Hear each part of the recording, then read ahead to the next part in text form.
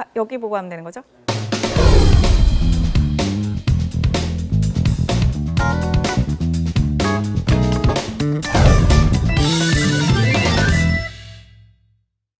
네, 저는 MBC 경제부의 노경진 기자고요. 법무법인 민강의 곽상원 변호사입니다. 요즘 날씨가 이제 점점 더워지고 있잖아요. 그 시청자 여러분들이 많이 그 전기료 걱정을 또 이번 여름부터 하실 거예요. 에어컨 광고도 막 하기 시작하고 이제 최근에 무슨 이제 산업통상자원부가 보도자료를 하나 냈습니다. 가정용 전기를 아끼면 현금으로 내지는 뭐 어떤 마일리지 같은 혜택으로 보상을 해준다 이제 이런 내용이에요. 이 보도 자료의 내용을 보게 되면 1kWh당 1,500원 상당의 현금 지급, 통신비 할인, 포인트 지급까지 해준다는 것인데 1kWh당 1,500원이라는 것은 굉장히 큰 금액입니다. 그 이유가 뭐냐면 실제로 전력 공급 단가가 그 주택용 전기의 경우에 1kW당 거기 전력 요금이 123원이에요. 그리고 산업용 전력의 경우에는 보통 89원, 대기업은 그 이하입니다. 지금 보시면 무려 1kWh당 1,500원을 준다는 것이에요. 그럼 그 돈은 어디서 나는 거예요? 저도 궁금하긴 한데 자신이 판매하고 있는 단가보다 더 많이 지급한다는 것이죠. 더 많은 리워드를 준다는 거예요. 게다가 이거 참 매우 놀라운 소식인데 통신비 할인을 해준다는 거예요. 아니 전력회사가 어떻게 통신회사한테 압력을 가해서 통신비 할인을 해주는지, 포인트 지급, 무슨 포인트를 지급하겠다는 것인지, 혹시 카드 포인트인지 전력 포인트인지 도대체 모르겠습니다만 한전은 굉장히 그 자선 사업을 지금까지 했던 것 같습니다. 앞으로 그렇게 하겠다는 것인데 방식이 매우 놀라워요. 놀랍네요. 몰랐는데 놀랍네요. 네.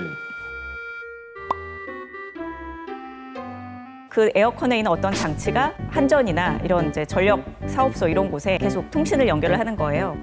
그런데 한전이나 전력 사업소에서 전력 피크제가 되면 이 가정용 에어컨에 사인을 보냅니다. 그러면 예를 들어서 24도로 맞춰져 있던 희망 온도가 25도로 올라가는 식으로 됩니다. 그러면 자연스럽게 이렇게 전기를 아끼게 되겠죠?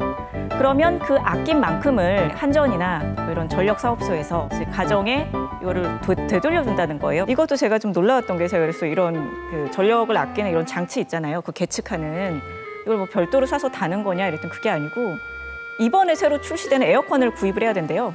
스마트 에어컨, 그렇죠. 에어컨. 그러니까 그 안에 이 기계가 내장된 에어컨, 그거를 뭐 이런 삼성전자니 이런 데에서 이번에 출시를 한다고 합니다. 그래가지고 그거를 구입한 이제 사람이 대상이 되는 거. 이번에 에어컨을 구입해야 이 혜택을 보실 수 있습니다. 그리고 이 외에 이제 여러 가전들은 이제 앞으로 또 출시가 되는 거죠. 명목은 굉장히 좋죠. 그러니까 소중한 전기를 아끼고 아낀 만큼의 그 이상의 대가를 받는다는 것이기 때문에 소위 말해서 꽉 먹고 알 먹고지 않습니까? 실제로 그러한 효과가 있는지는 사실 매우 의문인 것인데요. 집에서 사용하는 전력은 그 소비 패턴상 절대로 피크금이 될 수가 없습니다. 전력 피크 시간이라는 건 이제 우리가 되게 막 더워질 때, 여름 같은 경우는요, 낮 한 2시, 3시 뭐 이때를 얘기하는 건데 사실 그때는 집에 사람이 잘 없지 않나요? 즉 그래서 지금 이 보도 자료의 내용은 처음부터 전제가 잘못되어 있는 거예요.